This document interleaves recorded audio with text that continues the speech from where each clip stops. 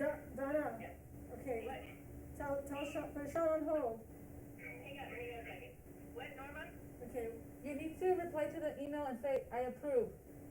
Not thanks. Okay, I just put that, now I gotta put on approve? yes, Okay. please.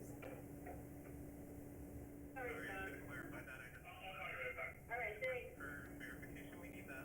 Yeah, Okay, I said it. he sent it. I don't think so.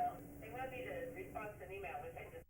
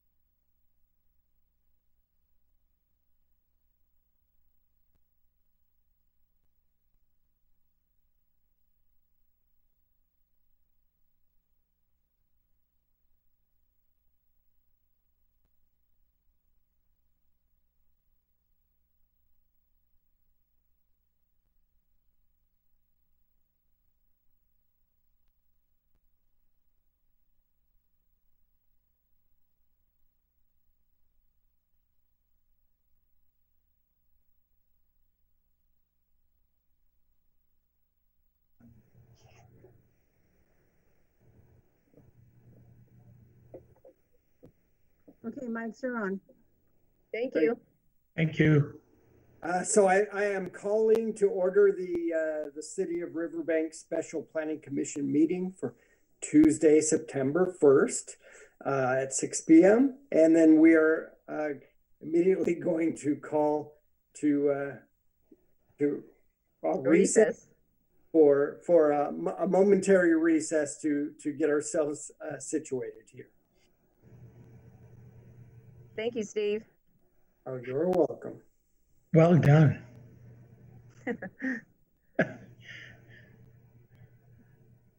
Hey, where'd you go? Donna, can you turn on, it says recording pause. Can you turn on the recording on your end? It's on, isn't it? It says recording paused. Well, I have pause and I have stop recording. Okay, it looks like it's recording now. Okay, Okay, we're resolving the issue posted on the website. Give us a second to reload everything. okay, so I am recording. Yes, we are recording.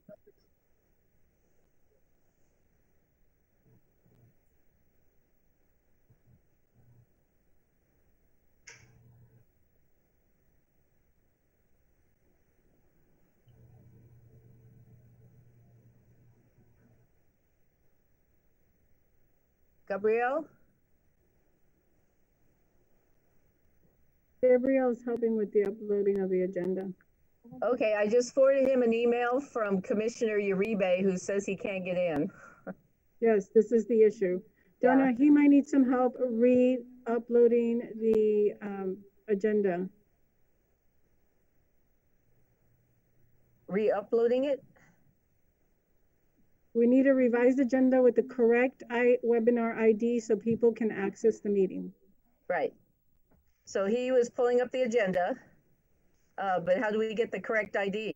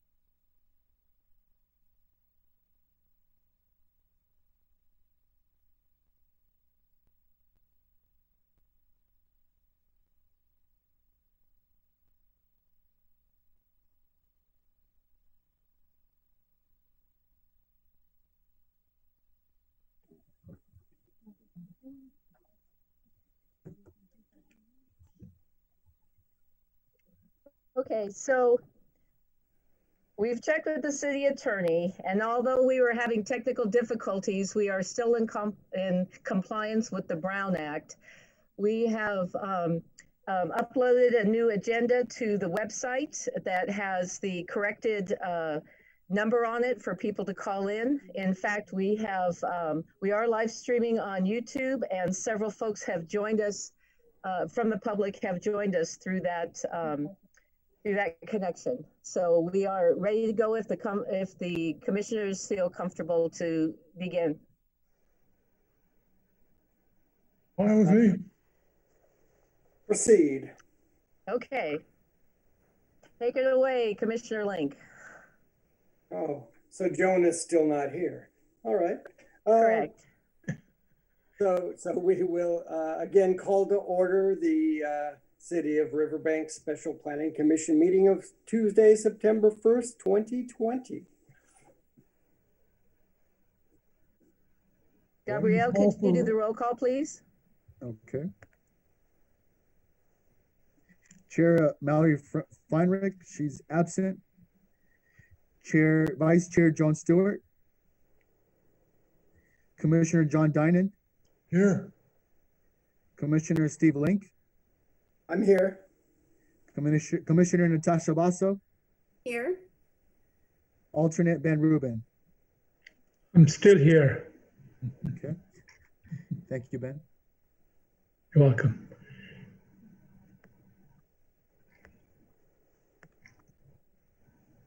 All right, so I proceed with the agenda then. Is that, I'm assuming correctly? Yes, sir.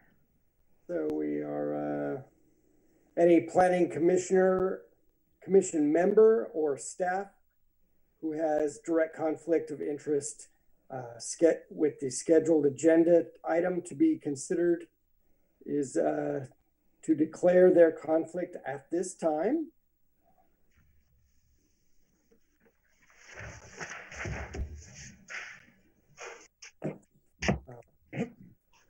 And then next, at this time, members of the public may comment on any item not appearing on the agenda and within the subject matter jurisdiction of the Planning Commission Board. Individual comments will be limited to a maximum of 5 minutes per person, and each person may speak once during that time. Time cannot be yielded to another person. Under state law, matters presented during the public comment period cannot be discussed or acted upon for recorded purposes. State your name and city of residence, and please make your comments directly to the Planning Commission Board.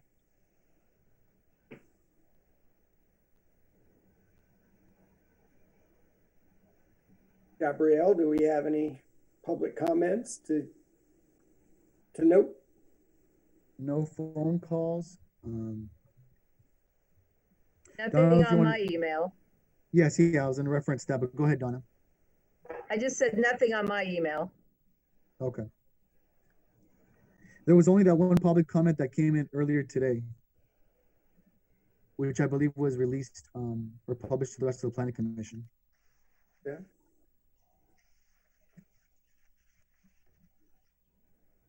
So then we move on to the consent calendar.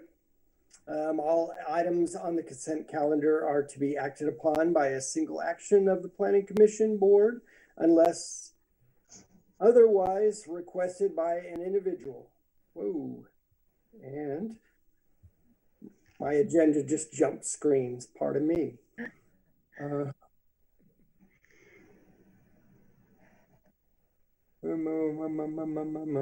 Wow, it jumped a long way.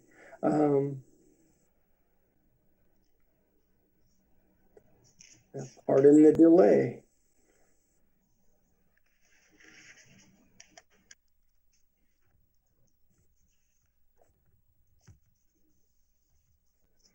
Okay, so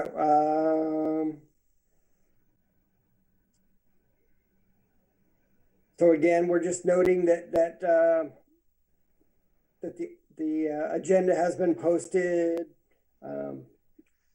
for this meeting posted at the City Community Center, the bulletin board, the City Hall, and South Bulletin Boards, the post office, and the city website, and emailed to the library on August 28th. The approval of the September 1st agenda. This will provide an opportunity for the Planning Commission and staff to recommend that an item to be placed on the agenda for discussion or to adjust the proposed agenda to allow item to be taken out of order. This is Commissioner Dinan. I make a motion we approve the consent calendar.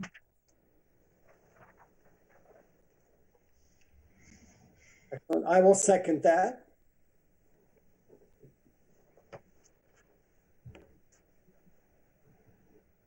Do we do a roll call of Correct. that vote? Yes. I believe so. Okay, Commissioner Steve Link, Yes. Commissioner Dinan, Yes. Commissioner Basso, Yes. Commissioner Rubin. Yes. Okay, thank you. All right, so we're going to move on to the public hearings. The public notice for items 3.1 was published in the Riverbank News on August 19th, 2020. This 300-foot property owner notices of the public hearing were mailed out via U.S. Postal Service on August 19th, 2020. That item 3.1 is the development agreement number 03-2019 and conditional use permit number 01-2020-DT California -AERIZ. The project consists of a development agreement and conditional use permit to permit the commercial cannabis activities in existing and future buildings at 2906 Santa Fe Street. I apologize for the interruption, but is everyone seeing the PowerPoint agenda on the background or not? No. So, No? Okay, sorry, let me, that's okay. Let I'll me go make sure ahead and share my screen with my PowerPoint. okay, go ahead, Donna, thank you. Okay.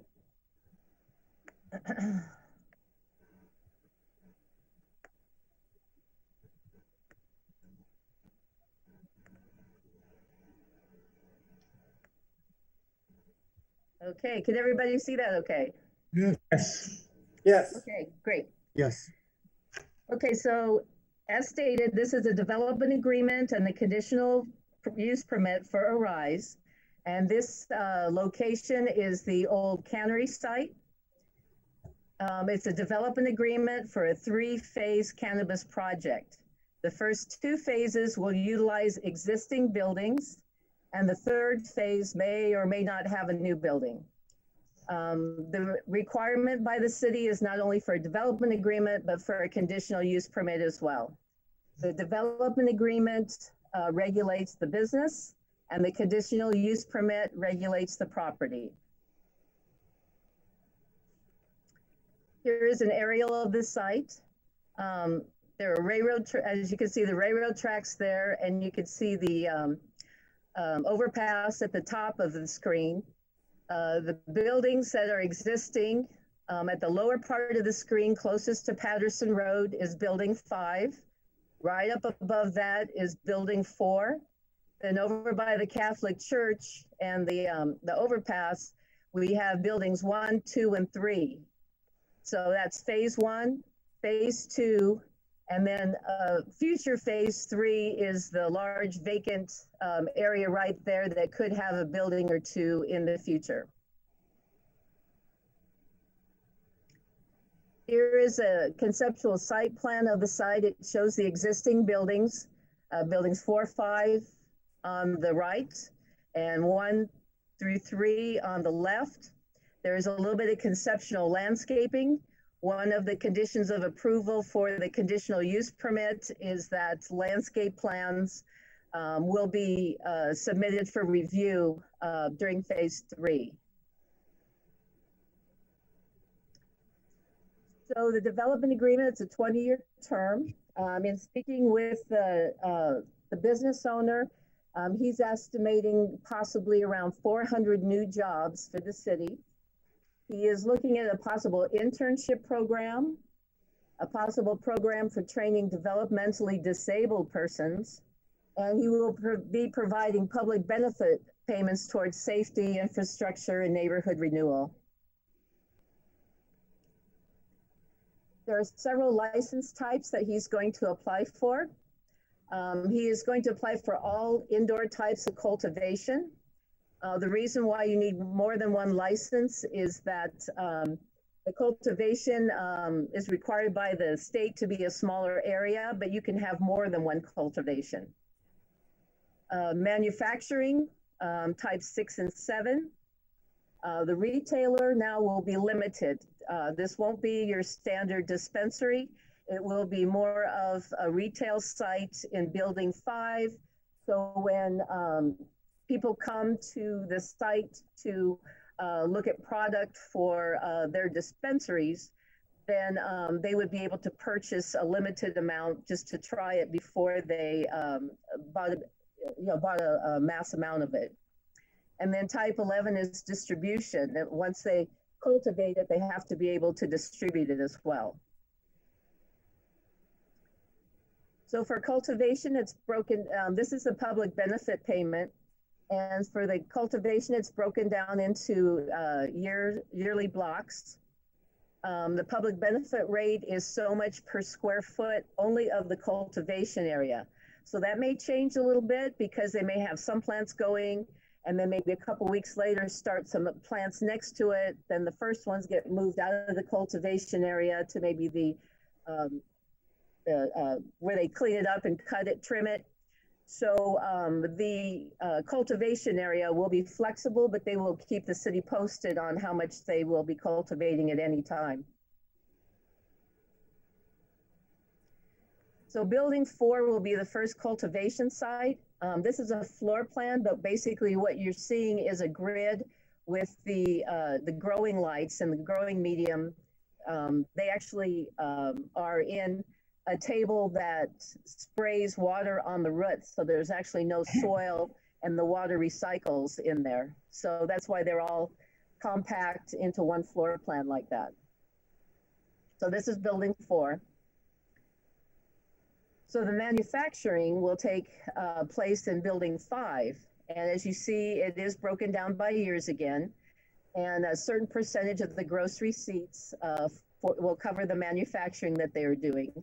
And that won't start until the manufacturing actually starts, and the payments will be done quarterly.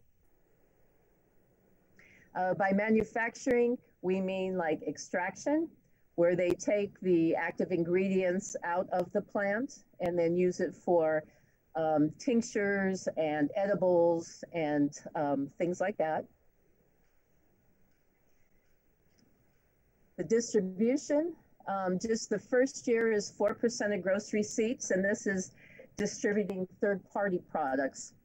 And then years 2 through 20, it's 5% of gross receipts. And these as well are due quarterly once the conditional use permit is being used. So even though they'll get the conditional use permit for, if it's approved, they'll be getting a conditional use permit for several different cannabis activities, but they won't all start at the same time because they'll have to get the cultivation growing first and then the plants large enough to want to do a manufacture on them. So it'll be kind of spread out when we do get the payments from them. This is distribution from their own cultivation and manufacturing. So there's no public benefit rate here because they're growing it and then they're manufacturing it and moving it on to other products. And so we're not going to charge each step of the process because you're double and triple charging for the same plants and same material. The retail, as I mentioned, will be limited. It'll be to the owners and others of dispensaries who may be purchasing this product. So you won't see people walking in from the public like our other retail dispensaries. This is different. This is a building 5 floor plan. It does have areas broken down for manufacture, for distribution, for storage. So building 5 is kind of a multi-purpose building. And as we mentioned under CEQA, both building 4 and building 5 are existing industrial buildings with industrial uses proposed for them. They're not enlarging the building or doing any outside exterior work on it. So they both qualify for a notice of exemption for those 2 buildings there. I don't have the floor plans for buildings 1 through 3, but those will be cultivation as well, and that's in phase 2. And the cultivation floor plan will look very similar to building number 4, just slightly different size of buildings. So in order to recommend to the city council whether or not you believe the DA should be approved, it has to be consistent with the general plan. The DA must not be detrimental to the health and safety and general welfare of the city. It should not affect orderly development. It's consistent with the DA description in the government code, and the DA does contain a legal description of the property. So for general plan consistency, any development agreement or use permit concerning the regulation of cannabis activity should be consistent with our city should be safe and healthy for all our residents. The cannery has an extensive security plan, and so that should keep both the workers and the citizens of our city safe. And they're growing things all naturally and healthy, and so those will be appropriate for our residents as well and residents of other cities. With a conditional use permit, we had to verify live scan verifications. When it does get to the phase 3, which is possible construction, this will regulate the hours of construction so the neighbors aren't affected. Exterior lighting conditions will be good for security, but aimed towards the ground so it doesn't affect residences and businesses nearby. There's our standard hold harmless agreement, and there's also a requirement for security guards, which they plan to have anyway. So since we sent out the agenda, we've heard back from Caltrans on the Caltrans and City project that we're doing on Calendar. There's going to be a pedestrian crosswalk by the Catholic Church to get people safely across Calendar. So we just heard from Caltrans yesterday that the intersection at Calendar Avenue and Santa Fe Street, and then possibly the one south of there as well, the way that the streets the street corners have been engineered by Caltrans, semi-trucks and trailers that will enter and exit the project site are going to be prohibited from that intersection. Like I said, the reason being is the way that the Caltrans engineers has set up those corners in order to make it work for the project. But in speaking with the applicant, they do not intend to use semi-trucks and trailers anyway. They're going to be using 8 to 10 Sprinter vans a week. So there won't be any problem with those going out onto Santa Fe, or as we expect, chances are they're going to be using the Railroad, Roselle, and Patterson intersection. The city is currently working on a traffic light project for there, and the developer has agreed to participate in 10% of the project with the city. So he will be providing $180,000 for the lights in that intersection. So I'm assuming he'll want his Sprinter vans to use the new intersection that he's helping us with. As I mentioned earlier, phases 1 and 2, which are the existing buildings, they do qualify for a categorical exemption pursuant to CEQA because these are existing facilities. They're not expanding. There are no plants and animals on the site. that would be affected, that would have a significant effect on the environment if the project went forward.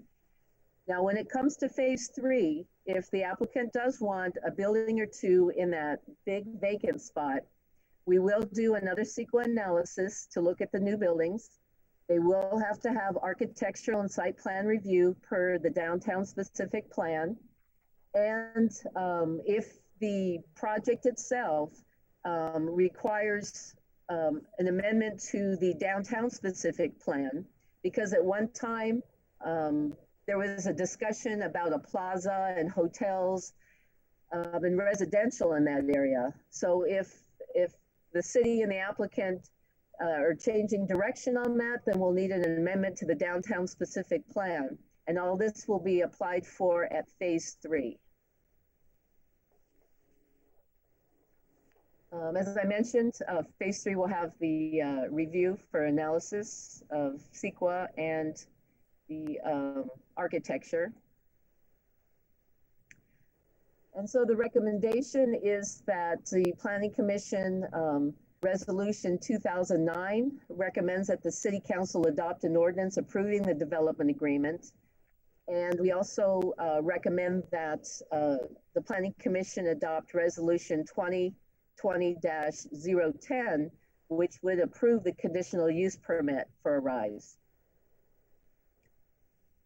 And I would be happy to answer any questions. And we also have an applicant and one of his people on the line that can also answer any questions that I may not be able to.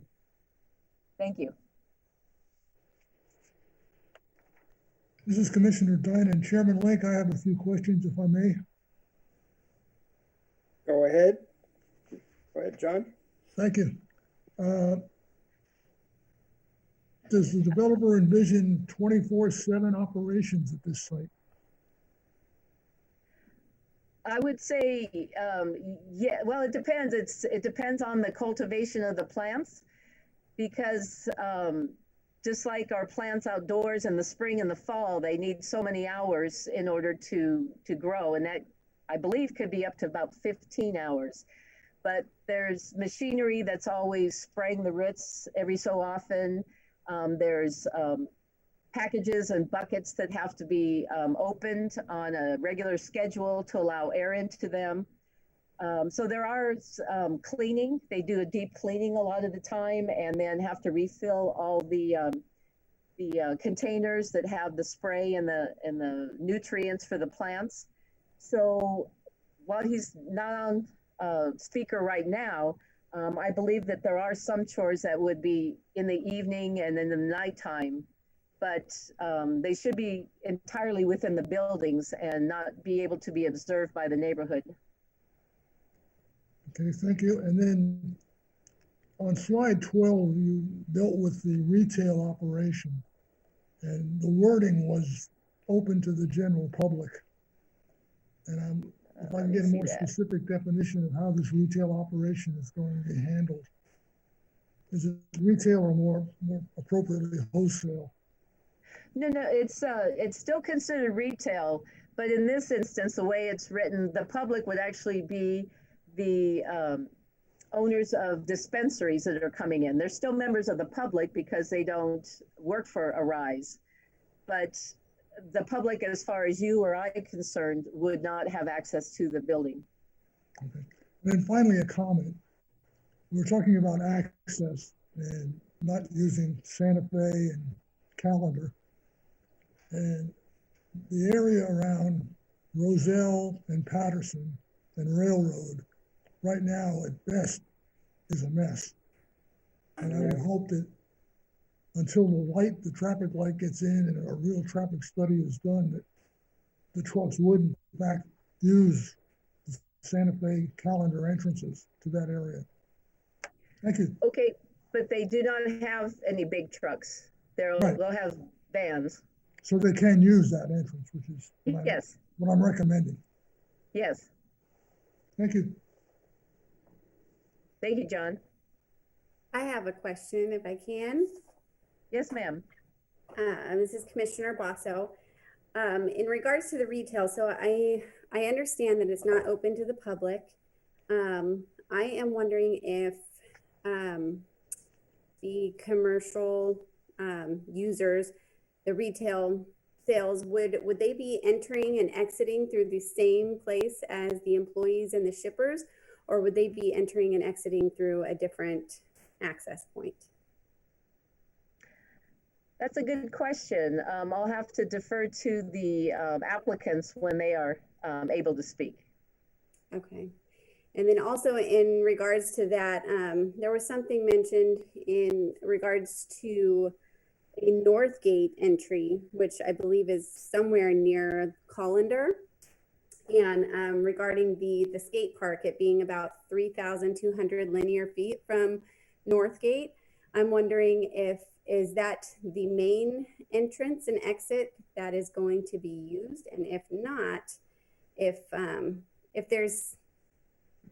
entrance and exits are going to be subject to change, and would that be considered in terms of the relation to the skate park? Okay, first of all, the skate park is not one of the three uses that they need to avoid. Our city council ordinance talks about being 600 feet from commercial daycare centers and teen community centers. And there's the third one that's escaping my mind right now. If I I could apologize. comment, excuse me, as Commissioner Diner, if I could also Yes. comment on that. The skate park is on First Street and is separated from that whole facility by the railroad tracks, to give you an idea where physically it's located. So I don't think That's correct.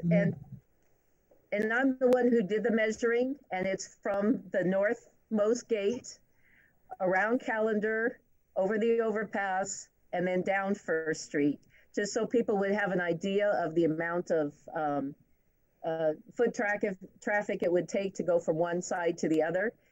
There is no access across the railroad tracks, and there should be no impact to the skate park at all. Okay, very good. And then I just wanted to make a comment in regards to the email we got, the public comment. Yes. I noticed that if this is approved, if it's granted and approved, it is subject to the conditions. So at any time it can be recalled if it's lacking in compliance in terms of the traffic congestion, noise generation, or any other adverse operating characteristics. So I thought that the person who had that comment might like to notice that. Yes, that is correct. Whenever you issue a conditional use permit, you always have the power to bring it back and relook at it.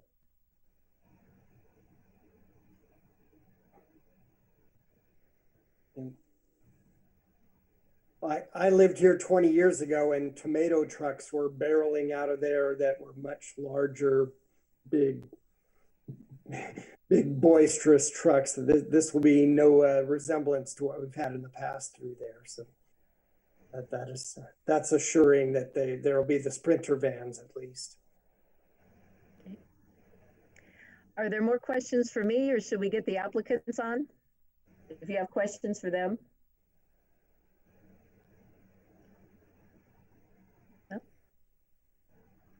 Yes, I think we should, Donna. Okay. Let's see here. I don't have anything but the PowerPoint here. Gabrielle, can you get either George or David unmuted?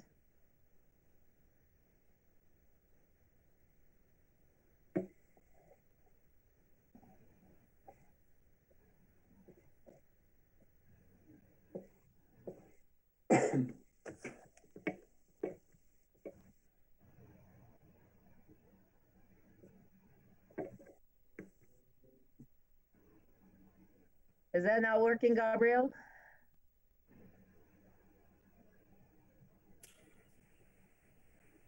It looks like David's unmuted. Hi, Donna. Oh, good.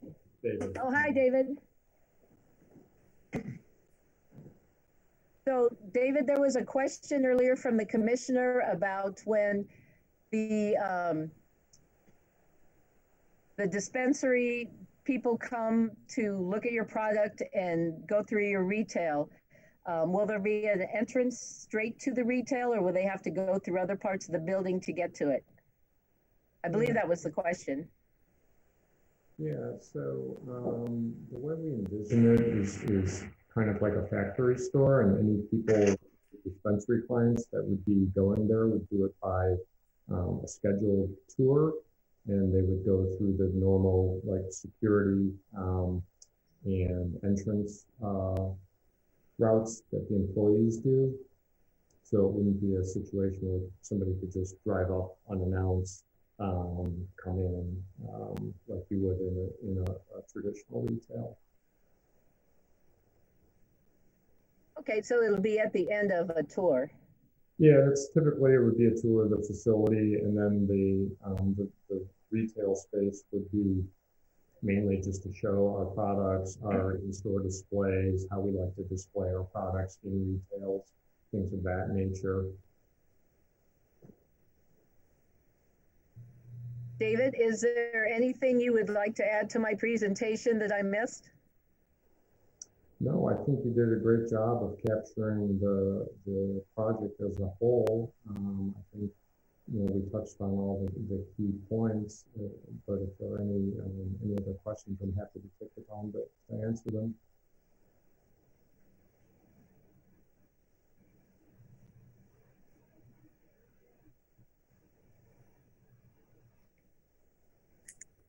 Do we have any more questions? It's all for me. Nope. Not here. Okay, I'm looking at my email and my phone now, and I don't see anybody trying to reach us yet.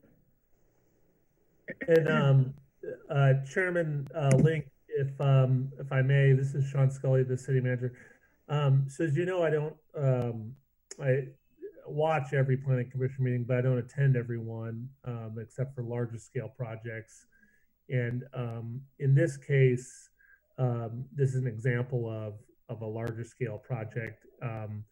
When the city council conceived of the cannabis ordinance 2.5 years ago, there was a number of ideas about it, but one of the key ideas was that there was a possibility for some economic development related to this new industry. And the council had a number of discussions about various manufacturing zoned properties that we have in Riverbank, which are not many, but one of them, the largest one for sure, is this one. And over the years, we have probably talked to half a dozen interested suitors in this property. And our goal has always been to make sure that whatever the use may be, that it is a job generator. And so we worked very hard to make sure that that is the case in this particular situation. And we look forward to consideration by the commission and then subsequently by the council about how we can move forward and separate of the actual type of use, create something here that actually creates jobs in Riverbank on a property that used to be the major employment center of Riverbank. And at 400 jobs, I can tell you that it already will be one of the top couple employers in Riverbank. So from that perspective, we're very excited about the concept of economic development on a site that has struggled to attract interest. So I just thought I'd mention that. Thank you. Thanks, Sean.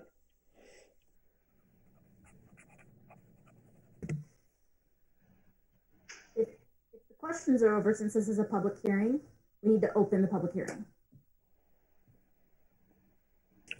All right. So I motion to open the public hearing. I have someone on the telephone who wants to make a public comment. They called in on my desk phone, so I have to give them the other phone number. So it's going to be about 2-3 minutes and they should be through. We work with that.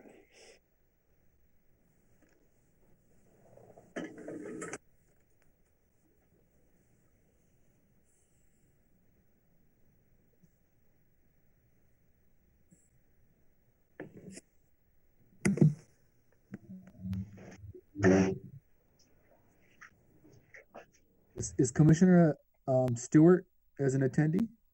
Are you on?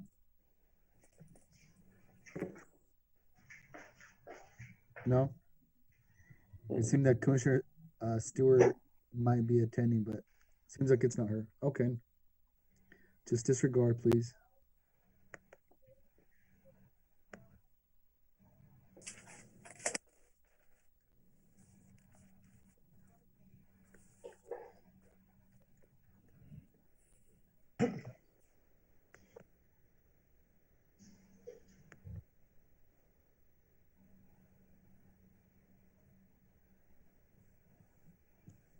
Okay, it should be just a moment. She's got the call-in number.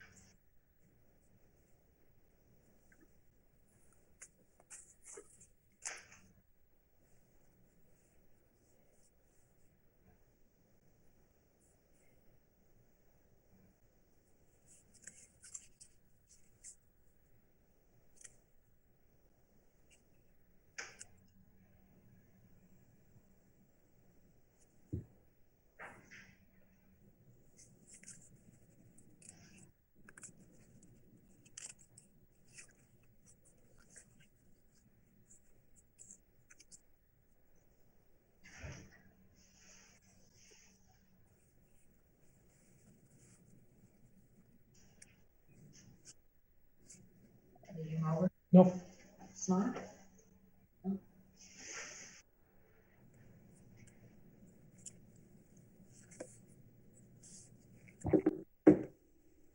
Waiting for public comment.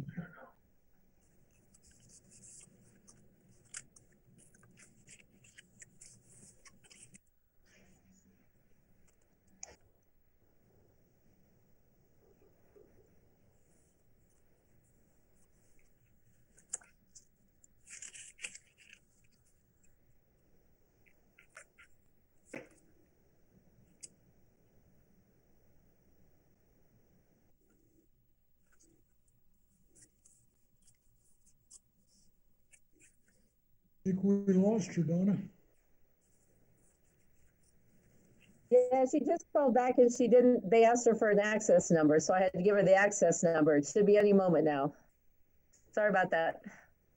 Isn't technology wonderful? It sure is.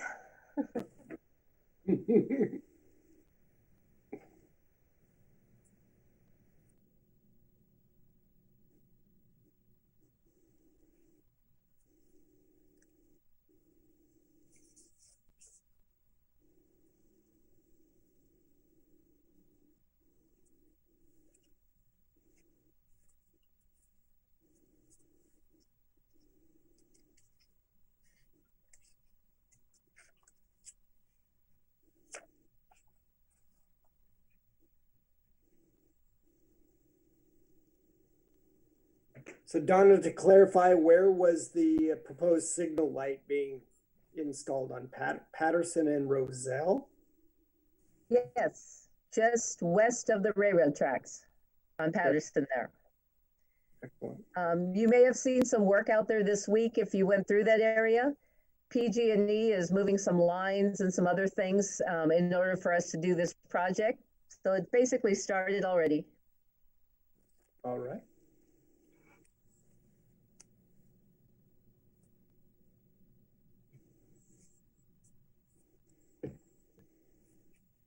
Yeah, that is a definite need there.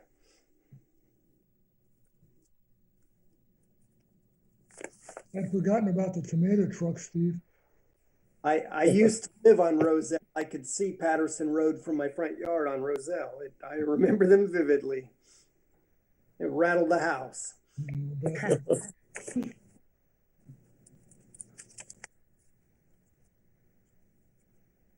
I just want to take a second to thank everybody for their patience. You know, even though we sometimes have a meeting and it runs pretty smoothly, you never know what's going to happen with the next one. So thank you.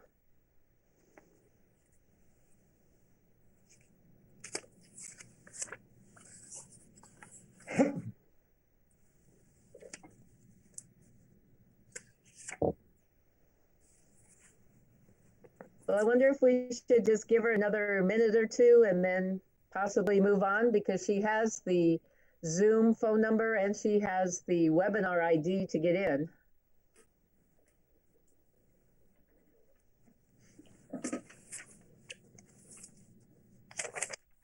Probably a good plan. Let's give her till 7:20. Okay, thank you.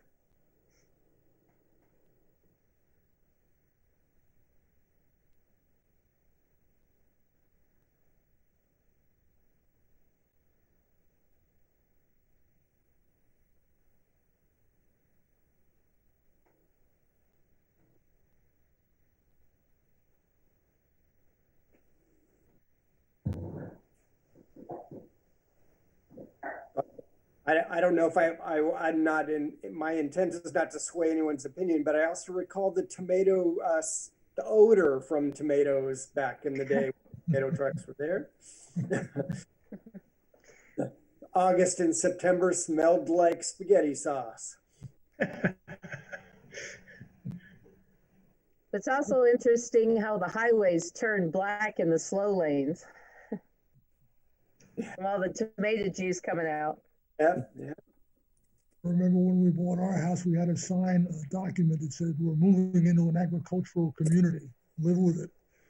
That's right. Yeah, they still do that.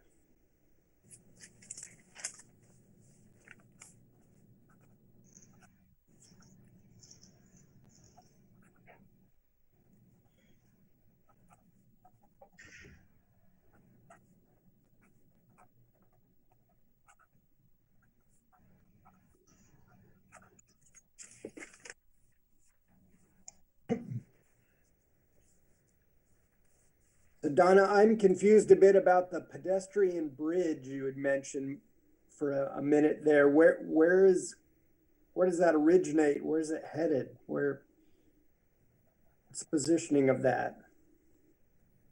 I didn't mention the pedestrian bridge in my presentation, but the original cannery plan for having the downtown or that northern area in a hotel and residential and retail, that did involve, first they wanted to do a connection on Santa Fe from one side of the railroad tracks on the east and then go underneath it to the west side, but that was way too expensive. So then they discussed having a pedestrian and maybe bicycle overpass that would start at Santa Fe, like where the skate park is, and go over the railroad tracks and buildings and come down on the other side. But because of the nature of this project, the cannabis, they're not interested in having any sort of pedestrian access to the property.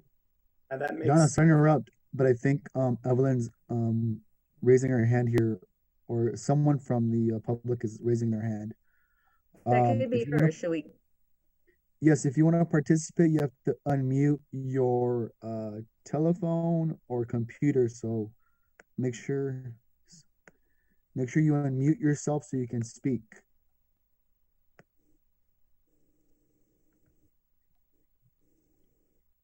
Yeah, I can't unmute her from this side.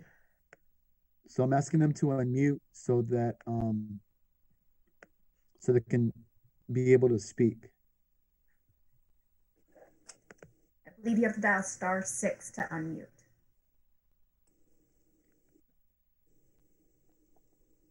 Thank you, Carrie.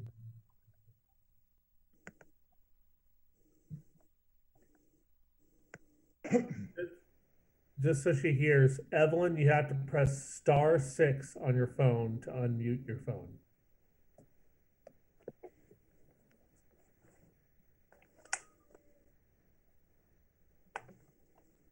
We have in our notes that it's *9 to unmute, but I'm not sure. *9 might be raise your hand.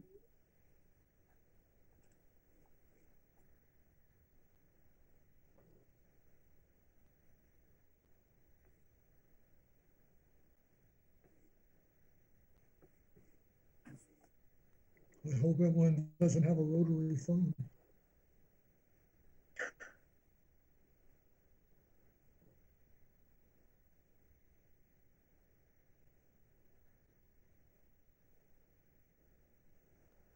Yeah, here on my computer, it's in notes to ask them to unmute. So I'm asking them to unmute, or we are.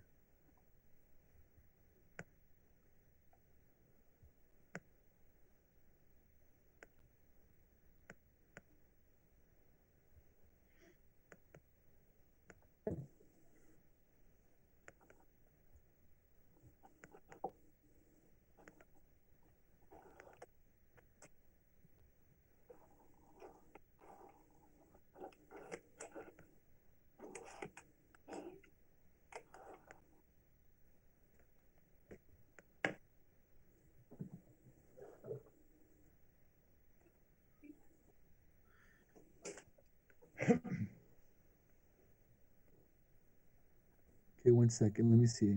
Let me try something else.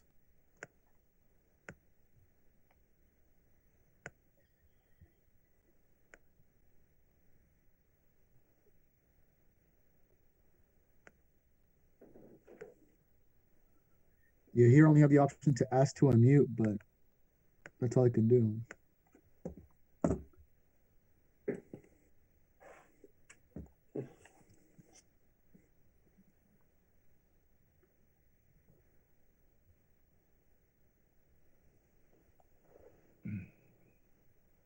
How should we proceed with this dilemma? If I can make a suggestion, last commission meeting, we had Janet take the call and just repeat what the caller had to say. So if Donna, if you could do that, have her call back on your phone and repeat her comments. Up to you. Yeah, I could do that. I'm assuming that she'll share everything that's in her letter, but we can hear it, sure, if she wants to call back. Hopefully Evelyn can hear us.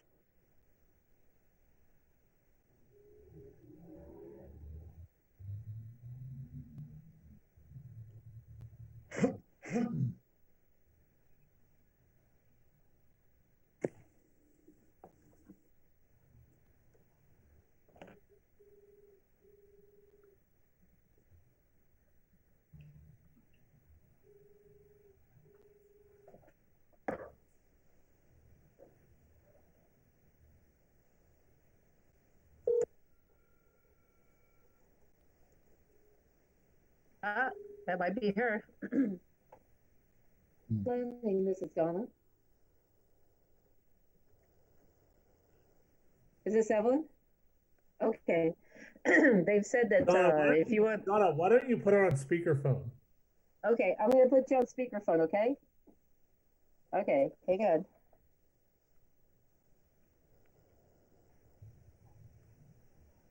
Okay, I've got it up all the way. Okay, can they hear me? Yes. Can they hear me? Yes. Okay. Donna, can you please put that parcel map back up? I've got the map up. The site plan? Yeah. It's up.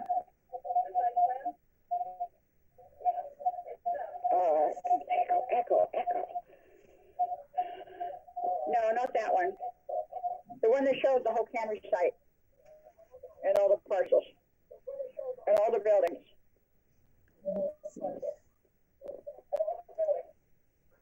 There it is. This one? That wasn't the one I was looking for, but that might work.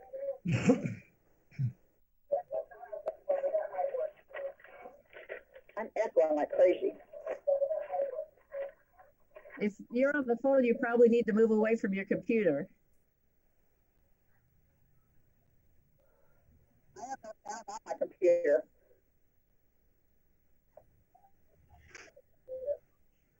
Okay, so this graphic will work for you? I think so.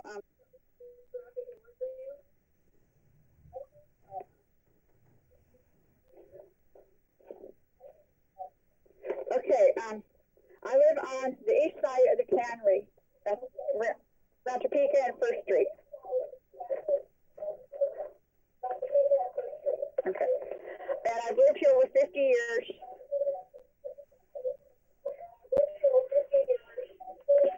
Since way before the specific plan, EIR, and all that stuff. When they started with the specific plan, the cannery had its little project. It was called the reuse, project. They needed EIR. The city needed an EIR. So the city decided to do the EIR for the cannery project and used that for downtown. This is 2 years before the Pacific Plan was even done. There was no Pacific Plan at the time. When they went out to bid for the EIR, they specifically focused it on the cannery reuse project and on two activities. One was the overpass connecting downtown with the cannery. The other was the two traffic signals.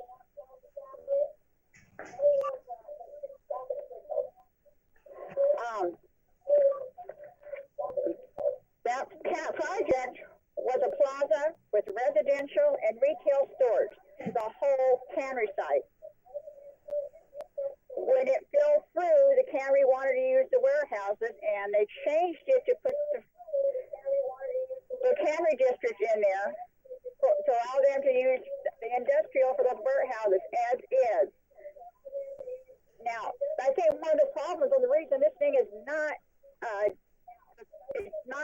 kosher with the specific plan at all, is because if you look at the specific plan and the cannery, echo's driving me crazy.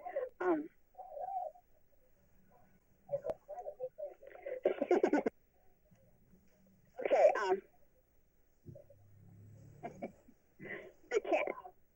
the cannery,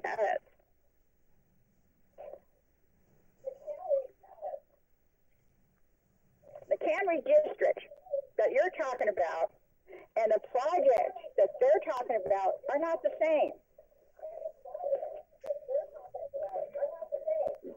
The cannery district stops on the west side of those tracks. Those two parcels that are included in this on the east side are not part of that district. Page 118 of specific plan specifically states that because of the physical separation of the properties from the development area, they have to be treated differently.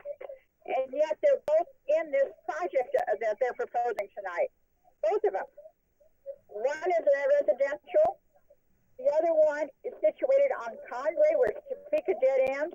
There's no access because it's surrounded by the city at the viaduct, the tracks. And the only access in and out is straight through the residential or the Rancho or the skate park. And if you approve this thing with those things still in there, then it's not going to the specific plan says that they are not supposed, that they are not part of that, you've got a problem. Evelyn, your 5 minutes is up. That's all that. You're not gonna let me finish?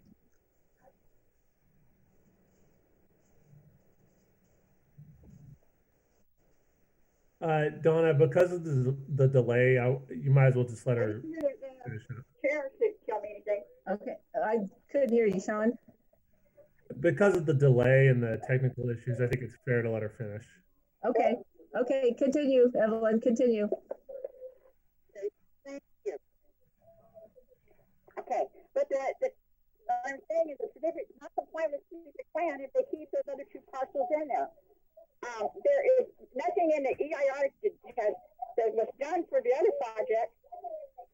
There's nothing in there for the impacts that are going to occur from this 30-acre industrial park. We don't know the impacts to the water and the sewer. We don't know the impacts with the propane, butane, and chemical. These are highly volatile substances they're going to use for extraction.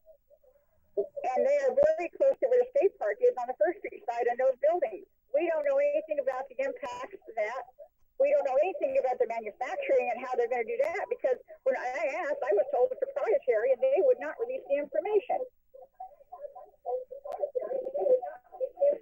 They need a lot more information. The specific plan, the EIR, need to be brought up to date because it is not compliant as long as the EIR is for residential and retail, and you're putting in a 30-acre industrial park.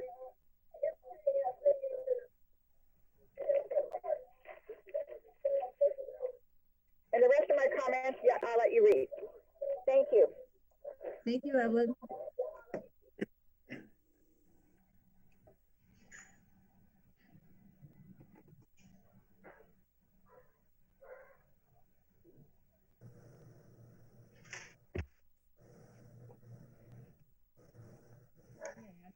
Don't think there's any more public comment. I have no emails and no phone calls besides hers.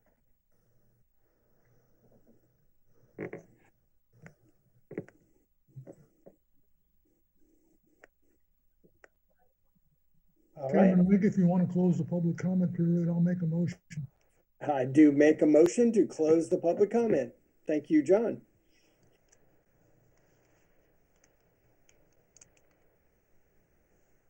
I make a motion that we adopt resolution number 2020-009.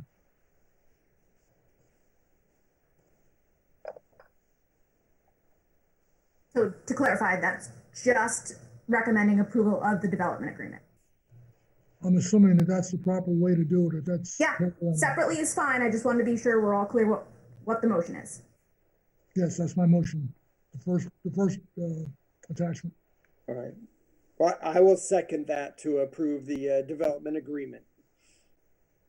Number 03-2019.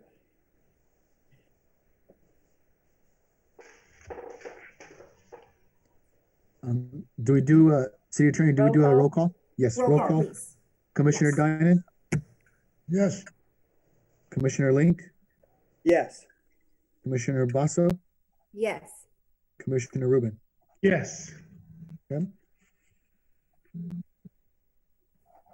And then I'll make a motion to approve the conditional use permit number 01-2020. This is Steve Link.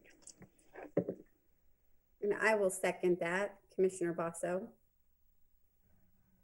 Okay, we'll do a roll call. Commissioner Link, Yes. Commissioner Dinan, Yes. Commissioner Basso, Yes. Commissioner Rubin. Yes.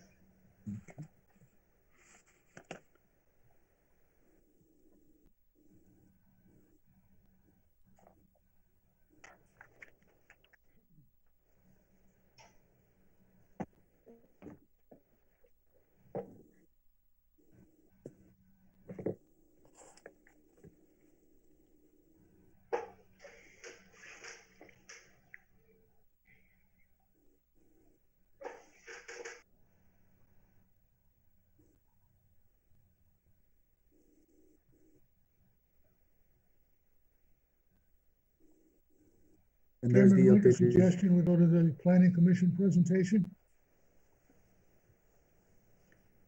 There is no planning commission presentation. That we know of. Oh, yes, I'm sorry, yes.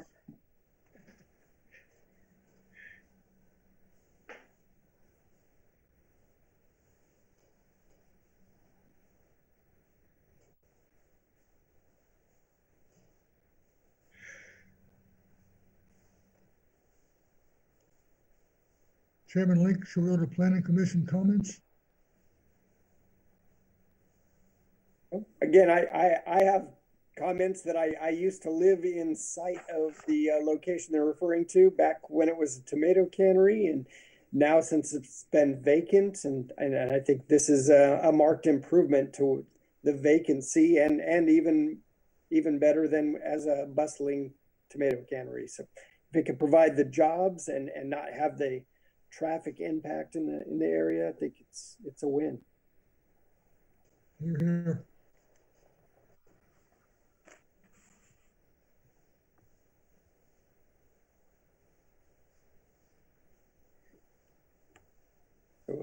Do we open it up to staff comments now?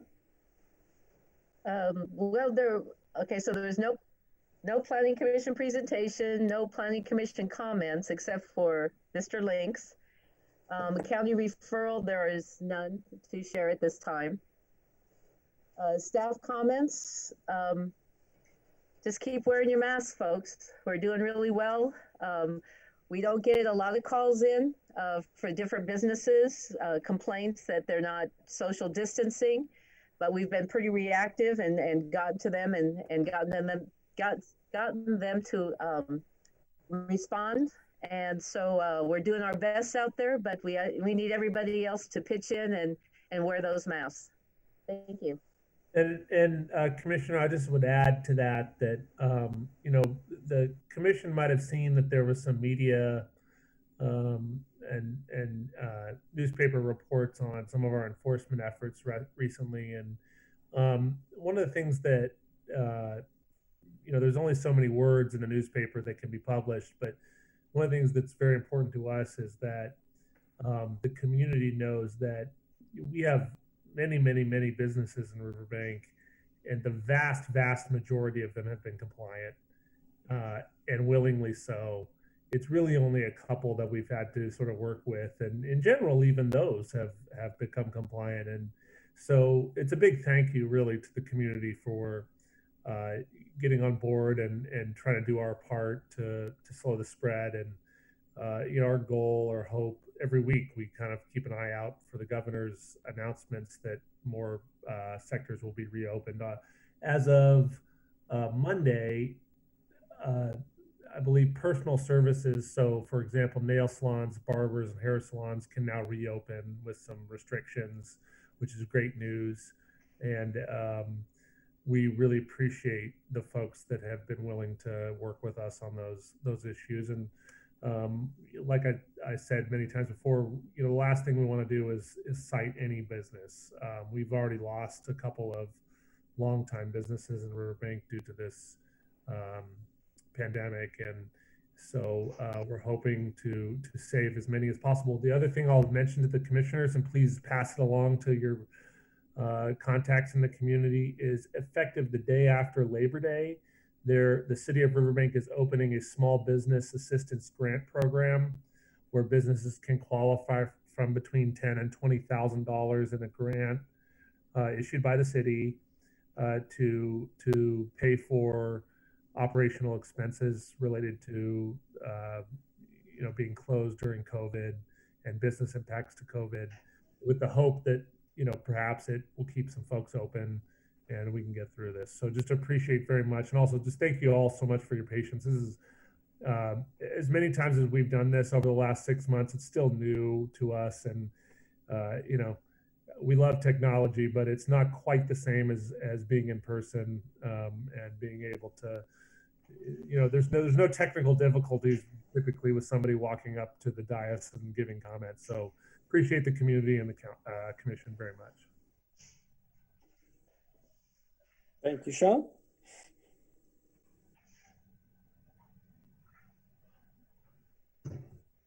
right, so that's my cue there to officially adjourn the City of Riverbank Special Planning Commission meeting from Tuesday, September 1st, 2020. Night all. Thank you, Good night. everybody. Thank you. Good night. Good Good night. night. Honey, come here.